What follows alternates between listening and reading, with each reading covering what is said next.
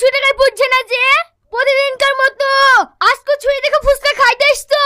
ছুরিটার উপর তোরা তো হিংসা হচ্ছে কেন রে?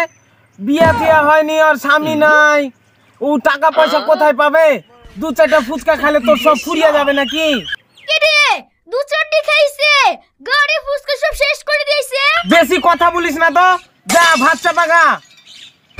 আমি পারবো না তোর ভাত চাপাতে, যা দেখে এমনি এমনি ফুসকা খাইছি তা দেখে বলকে ভাত চাপাতে। এটা আমি চলনু বাপের বাড়ি।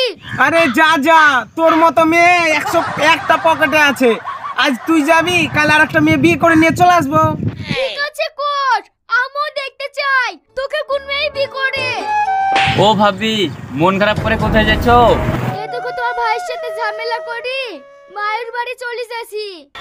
কি নিয়ে ঝামেলা করেছো ভাবি? আর সেই কথা শুনো না, প্রতিদিন ফুচকা বেচতে পাঠাই আর গ্রামে ভালো ভালো মেয়ে দেখে বিনা পয়সায় ফুচকা খাই তুই চলে আসে, আইলি ঝামেলা। ও এবে বুঝতে পেরেছি।